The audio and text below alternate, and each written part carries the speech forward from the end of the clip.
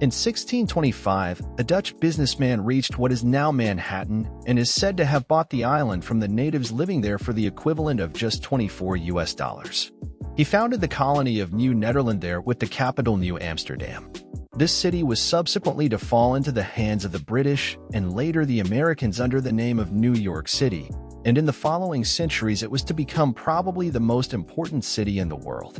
But was the Dutch purchase really the biggest bargain in history, and how did New Amsterdam eventually become New York?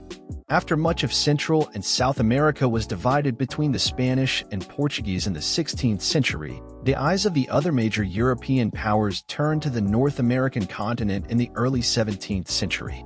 Henry Hudson, seeking the legendary Northwest Passage to Asia in 1609, was the first to land in New York Bay. He sailed on behalf of the Dutch East India Company, seeking economic options for the emerging Netherlands. In doing so, he returned to Europe with very good news, as the area offered an ideal starting point for colonization, especially due to its abundance of furs. Incidentally, the Hudson River, which flows into the Atlantic between Manhattan and Staten Island, was later named after Henry Hudson. Thus, in the following years, more explorers were sent to the area and the Dutch West India Company was founded with the mission of colonizing the New York Bay. Due to its strategic location, the island called Mannahatta by the natives, which means Island of Many Hills, became the starting point of the settlement. In 1625, the Dutch businessman Peter Minuit arrived in the New World and, on behalf of the government, was to officially buy the land from the natives and act as the first governor of Nieuw Nederland.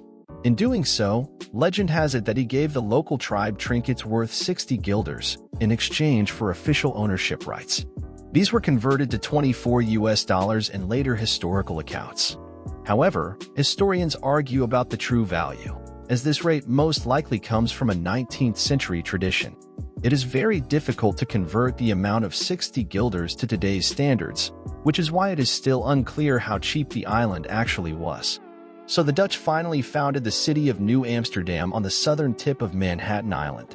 This continued to grow in the following years and eventually became the capital of the colony of Nieuw Nederland, which covered approximately the area of today's New York City.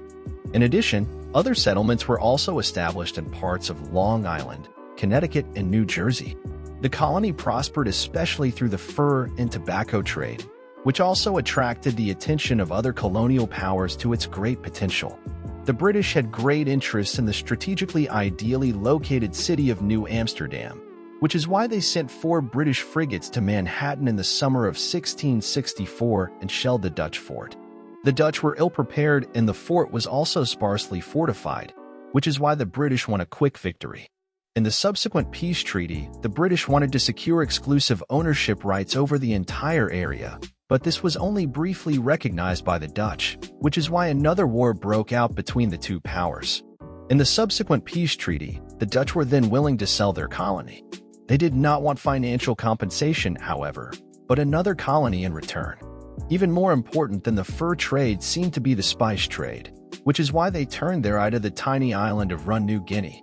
It belonged to the Moluccas and seemed to be a good strategic starting point for the spice trade, and so the deal was accepted by both sides. Nowadays, of course, the deal seems rather bizarre, but of course the Dutch could not have imagined the incredible importance their former colony would one day achieve.